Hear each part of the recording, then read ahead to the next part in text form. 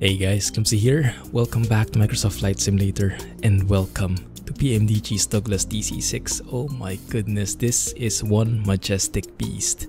Looks like we will have our hands full for the next couple of weeks trying to learn this, but for now, we have a full flight. I managed to do a flight successfully somewhat over the weekend, and I'd like to share with you the footage on that. I'll be providing commentary along the way to share with you what's happening in each phase of the flight. Hope you guys enjoy. We'll have Joanna, our co-pilot for Pilot to ATC goodness, and we'll have the artificial flight engineer. We have to give him a name to help with all the buttons and the switches. Let's do this.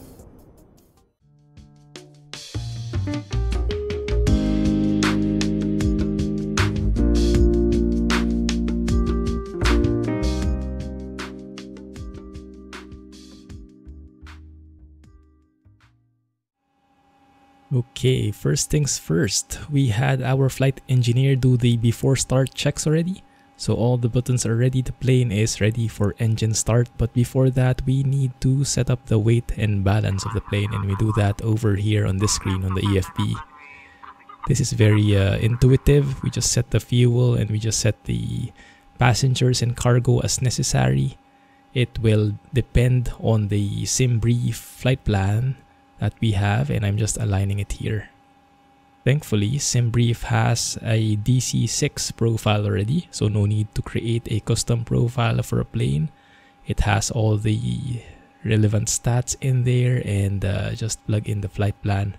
Although interestingly enough, I had to create my own flight plan because I wanted to fly without any GPS. So the GPS is turned off in this flight. And I wanted to really travel using VORs, just using radials and whatnot, just keeping it as old school as possible. Now, one important note about the engine startup before we proceed.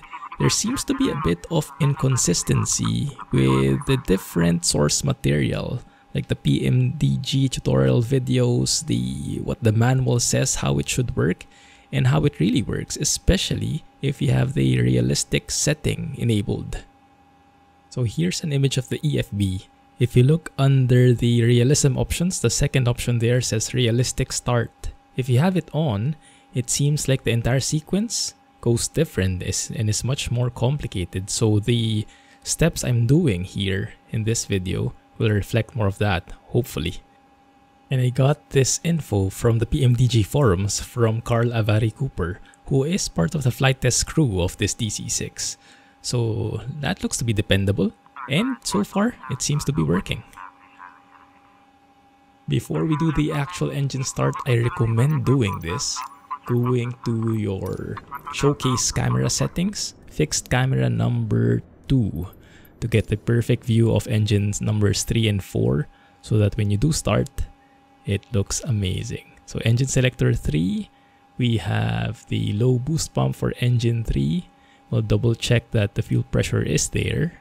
Looking good. So now we trigger the start and safety. 6. But the difference is when we hit 9 blades, we set ignition to both and then immediately turn on the boost in the prime.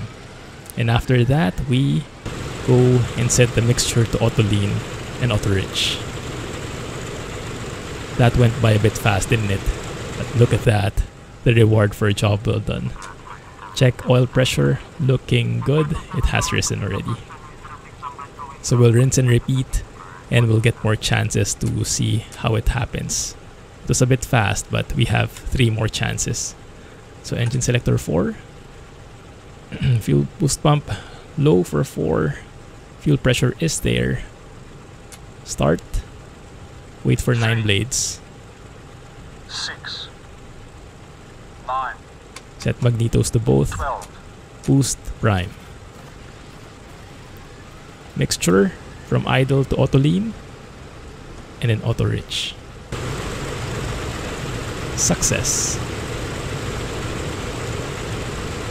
We're getting the hang of this now. Okay.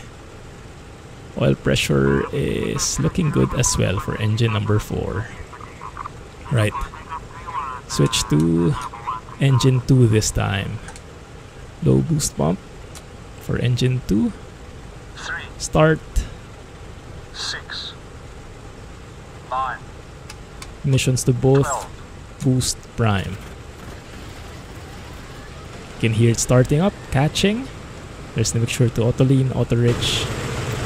And this time, let's look external 1. There it is. Engine 2, all good. Now, it has been mentioned that this is not foolproof, and this is really just how radial engines work. Let's get a better view from the window here.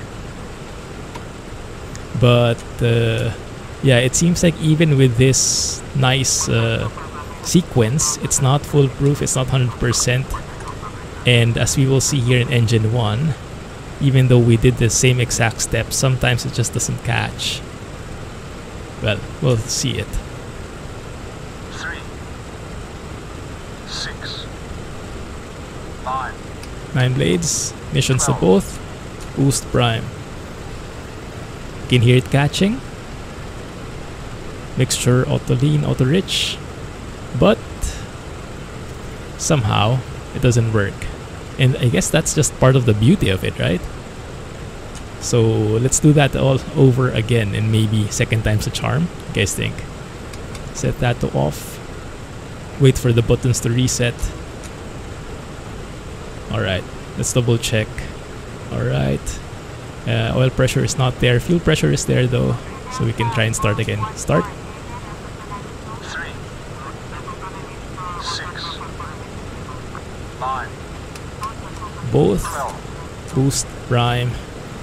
There's the engine catching. Mixture auto lean. Auto rich. I think it looks better now. Yeah, there it is. There it is. And my goodness, the sound of those engines. Oil pressure is there as well. Awesome. Alright, now we can close the window.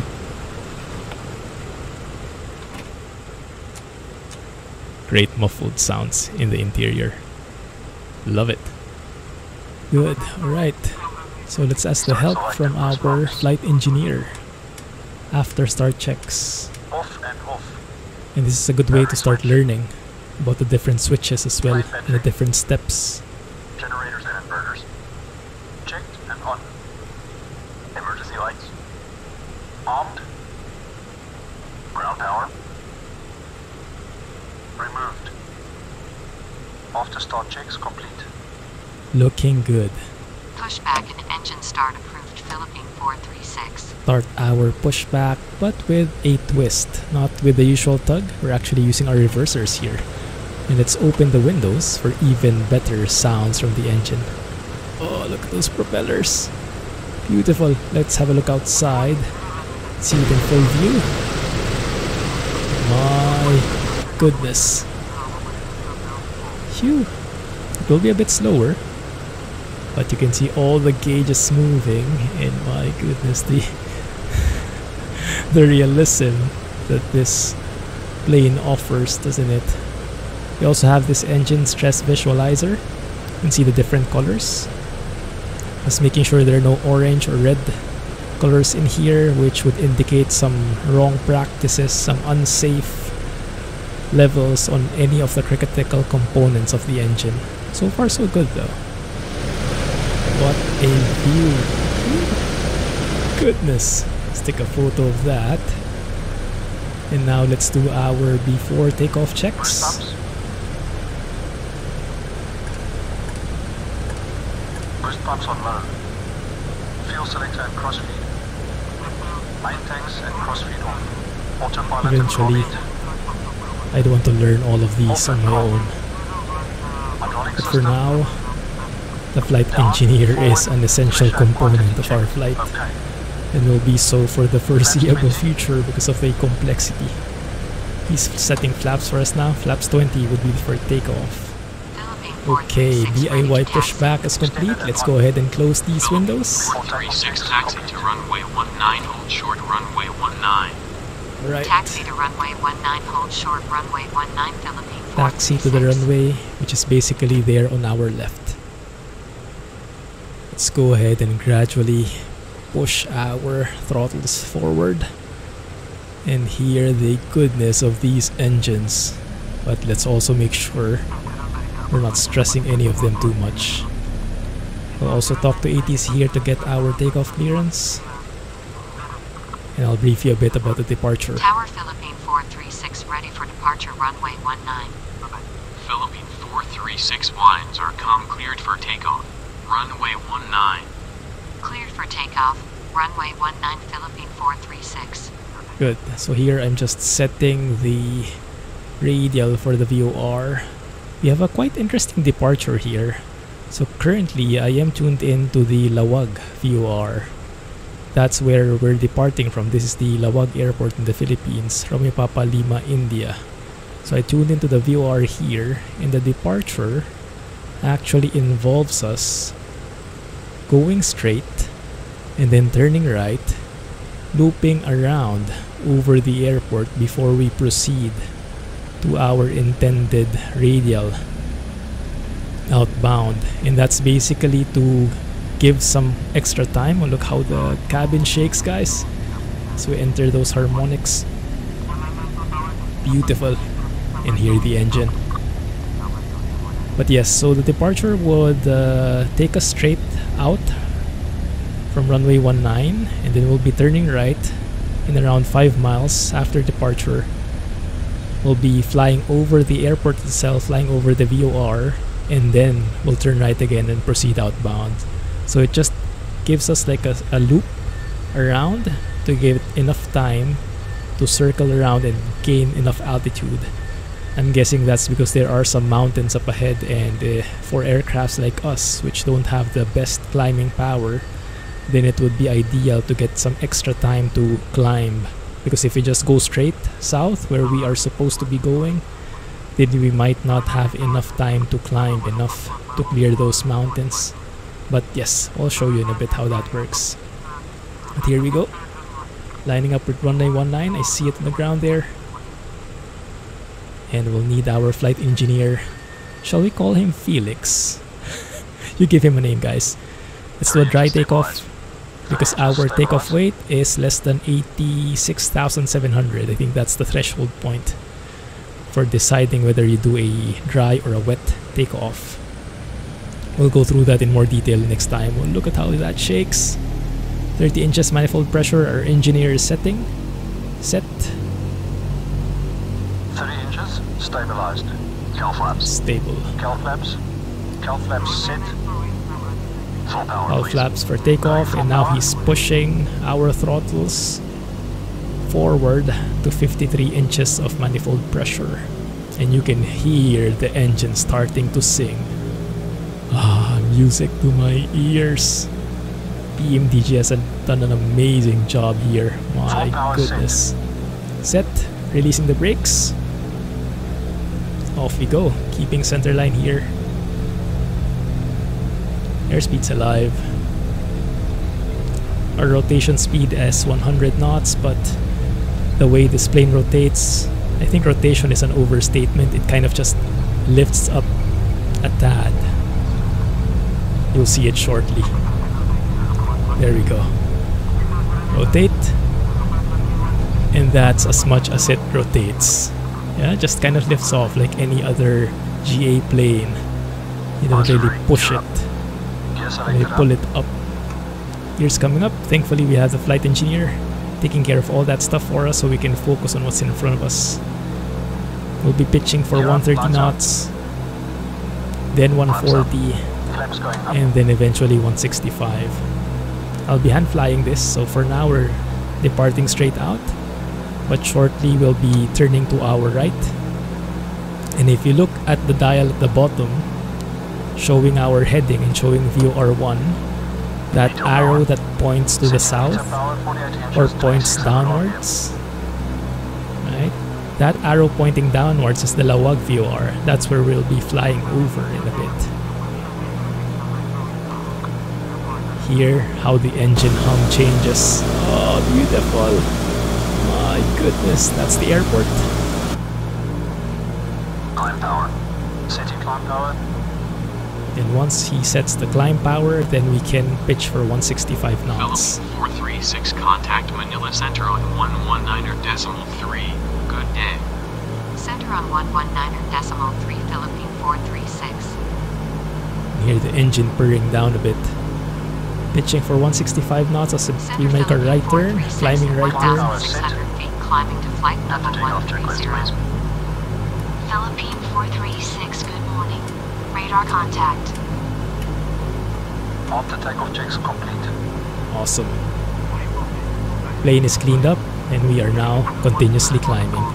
We're climbing all the way to flight level 130 here. That will be our cruising altitude. But right now, we're doing that climbing right turn right over the airport, and you can see that the heading at the bottom. We are at 330 now, continuing our right turn, and you can see the arrow. That's VOR 1, pointing where Lawag VOR is. That's exactly where I'm targeting. So just continuing this on. And there's the DME counter on the lower left. You can see we are 3 miles away from the DME. As we get closer there, then we can proceed towards our intended destination. So we'll do another right turn afterwards. 3,000 and climbing. Pitching for 165 knots. And yes, I'm hand flying all the way here because this plane feels amazing to hand fly. It feels really heavy. Just look at that plane, right? How can that not be heavy? There you go. There's the airport flying right atop it. And now that we are there, we should be able to start our right turn towards the 170 radial. So you can see in the VOR, I'm actually aiming for 170 outbound radial. You can see it moving there. That's basically how we navigate with this plane. No GPS, just radios and radials. Radios and radials. I like it. Going old school. Looking pretty stable. We should be able to turn on the gyro pilot and the autopilot master here. Right now it will maintain whatever pitch the plane is doing, but here we start now tracking the VOR by switching to that localizer. So now it's going to follow whatever radial we set, following that VOR that we have tracking in Nav1. Alright, so we've been continuing our climb here. Steady, but for now, why don't we appreciate the scenery a bit? Because here in the northern region of the Philippines, we are filled with some beautiful mountains. And the weather is perfect, no cloud in sight. My goodness. 11,000 feet now, 2,000 feet to go. Just using this climb glide wheel. You can see the wheel moving there, so I can maintain that 165 knots climb speed. Almost at flight level 130 now. I've been constantly shallowing out the climb here. Might go a bit over, but that's okay. There we go. Okay, just fiddling with the climb glide wheel till we get that VS that we want. Go low for a bit, even it out, climb again, and altitude hold. There we go. So now that should take care of all the leveling out problems. So the gyro pilot will take care of keeping us at flight level 130. And with that, it's going to be sightseeing time. So why don't we do a bit of a time lapse? Catch you guys in a bit and enjoy the scenery. Just one last thing. Cruise power, please. Cruise power. City cruise power. So you can get that softer hum, much more comfortable, not as loud as when we were climbing. There we go. Beautiful. Alright guys, enjoy the time lapse.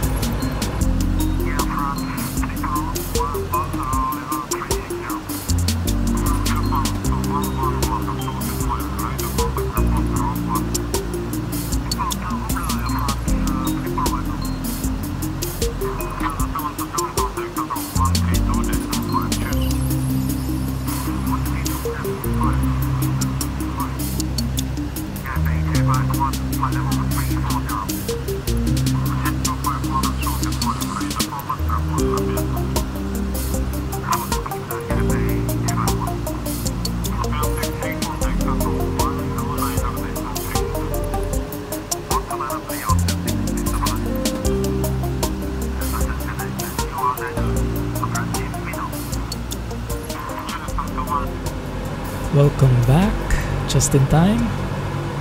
We are halfway in between the Lawag and Cabanatuan VORs, so we are switching here, making sure that we are tracking the new VOR we are headed to. I switched to Gyropilot, and now that we are sure that we are tracking the right VOR, I switch back to the localizer and let the plane take care of lateral guidance following that radial. Looking good. At the same time, let's also start tracking the next VOR, which is Manila already, where we're going. 114.4. The needle should reflect that. And if you look at DME for NAV2, we are 100 plus miles away from that second VOR, that Manila VOR. And we are 50 miles away from the Cabanatuan VOR. Looking pretty good. Old school navigation. I like it. Philippine 436 cleared for the ILS approach to runway 24 with the MIA transition. Continue to MIA, then cleared to MIA DME 9 to join the approach. Finally. Continue to MIA, then clear to MIA DME 9 to join the approach. Philippine 436. Philippine 436 descend via the MIA transition to 2,500 feet. Descend to 2,500 feet via the MIA transition. Philippine Okay. 436. We can finally start our descent. It was a bit late. Ideally, we should have been descending 45 nautical miles away from the Manila VOR. You can see here in the DME, in the lower left, we are now around 37 miles away. So we'll have to catch up a bit. I did start the descent phase already from the flight engineer, so we have slowed down a bit at least, and we're now descending here at 1,000 feet per minute. Hopefully we'll make it in time. We will see. We are cutting it close, but we are here. There's Manila, and we are at 4,400 feet right as we go above the Manila VOR here at the airport. Starting our left turn as well. I think I actually turned a bit too late, but in terms of altitude, not too bad. We're now continuing our descent. We've been cleared to 2,500 feet, which is the initial approach fixed altitude. So we'll be leveling out at 2,500. We'll be proceeding with the further steps, preparing the plane, slowing it down, and hopefully we'll be slow enough to join the glide slope as we get along the path. You will see. We are now leveled off at 2,500 feet, switching to the Gyropilot because the ILS is alive. Switch to the ILS frequency. You can see the needles moving, and now let me move the course here to 241 degrees for the final approach course. And we are actually right on downwind for the approach. Start turning left here to intercept the localizer. I do still need to slow down though. We are still a bit fast. I need to be at 174 knots before I can deploy flaps. That might be something I need to improve on. Cooling turbine. Normal. Switching to in range here for the flight engineer. Not sure if that will help me slow down. On low. Fuel tank selectors. Mains on. Crossfeed off. Hydraulic bypass valve. Down. You can see the needles at the bottom on the heading indicator. The needles are pointing to the left, so we are now on our kind of base leg, so to speak. The plan is to intercept the localizer at around the 270 heading,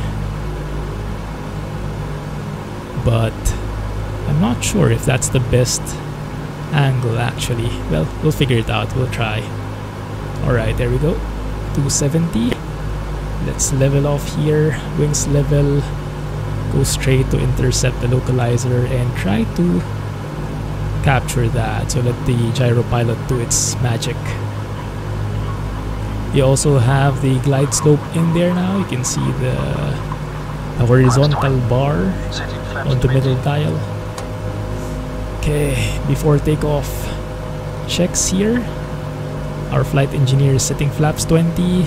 I wasn't sure if I had, if I was 174 knots there, but so far it doesn't seem like the flaps broke out, so maybe we weren't too fast. Yeah, for future flights I might need to slow down more. That's something I have to work on. If you guys have tips for me, let me know. This flight engineer has moved the gears down now. We're on our final approach here, guys. Runway is right in front of us. You see that blinking light, you'll see it in a bit. And now we're actually enabling the approach here. Yes, the gyropilot is following the glide slope. Cow flaps +3 degrees. Cow flaps set. Ooh. ADI off. Might have enabled the before takeoff checks. A bit too late. Hopefully we still have enough time here. Lights extended and on. Carbine. Carbine cold. Set cold. Philip 8436 established on final for ILS runway 24. Philippine 436 winds are 261 at 15 knots, cleared to land runway 24. 261 at 15 knots. Pretty crosswind. Not that much, but the winds are kind of blowing hard. So we'll probably be crabbing to the right here. Just a bit of crosswind landing to make things even more interesting. There we are, right bang on the localizer and the glide slope. The gyropilot doing a fantastic job. Awesome. And now I am actually playing with the flaps here. So as you might have noticed, I don't move the throttles at all. This is something I learned. With radial engines, you don't move the throttles around as much. You move them minimally. Instead, what I'm doing is I'm working with the flaps. Just double checking our approach speeds here. So yes, I'm setting flaps 30, 40, 50, depending if I'm too high or too fast, too slow, too low. Instead of moving my throttles to adjust accordingly. So it's a bit weird, because when you move your flaps, the behavior is a bit different, right? The behavior is delayed. You get some more lift, you'll slow down. But since we have the autopilot assistance anyway, the gyropilot following the localizer and the glide slope here, it's not that bad. So far so good. 1,000 feet, 120 knots indicated. Not too shabby.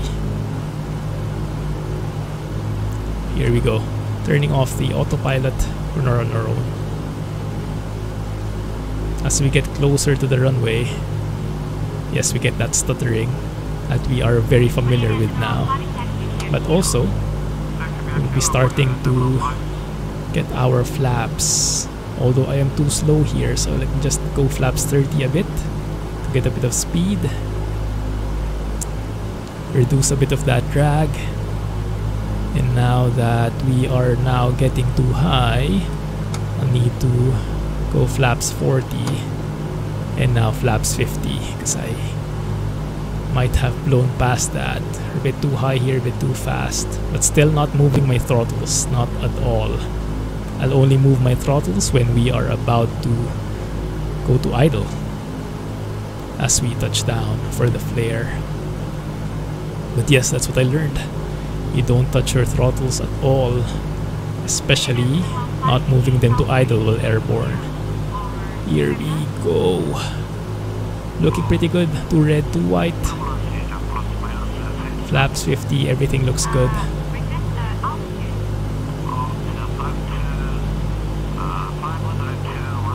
Moving to idle, flaring just a tad. There we go. Touchdown on the main wheels, touchdown on the nose wheel. Philippine 436 exit runway when able. You can hear the cabin shaking. It's gonna turn on our reversers.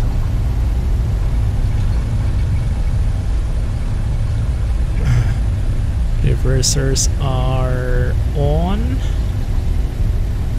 That's slowing us down indeed. Let's turn off this high-speed ramp here. Move to idle and just coast along. Now pay close attention to the brakes here, guys. This is beautiful. I'll actually hear those brakes trying to complain. Trying to slow down this humongous giant. There we are. The brakes squealing, protesting. Yeah, from what I've heard, not the most efficient brakes back in the 1940s, 1950s. Enjoy your morning. There we go. Flight engineer cleaning out the plane. After landing checks complete. Thank you. Moved the flaps up. He turned off the landing lights and did all the switches. All the other switches that we still have yet to learn. But that will hopefully be part of the agenda in the coming weeks. Hope you guys enjoyed this flight. Let's just go and park at this nearest gate here to save a bit of time. Yeah, such a beautiful plane. I cannot wait to learn more about it. So stay tuned. We'll have more videos for you guys. We'll have more streams and we'll be learning all throughout. Well, pressure in the yellow, don't think that's such a concern. Anyway, yes, the AFE, the Artificial Flight Engineer, we have to give him a name, guys. Help me out. Felix would be the the working name, but we need a, if you have more suggestions, let me know in the comments. Joanna is our co-pilot. We need a name for the flight engineer too. There we are. Beautiful. Landed at Naiya International Airport. Parking brakes on. Parking brake is set. Cut engines. Awesome. Engineer will now start shutting down the engines one by one. 4, 3. You can hear them shutting down one by one. 1. And last but not the least, engine 2.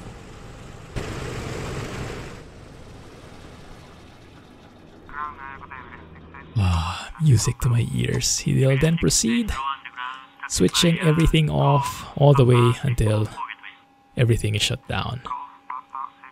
And we should have the Microsoft menu appearing at the last possible moment. Well, hope you guys enjoyed this video.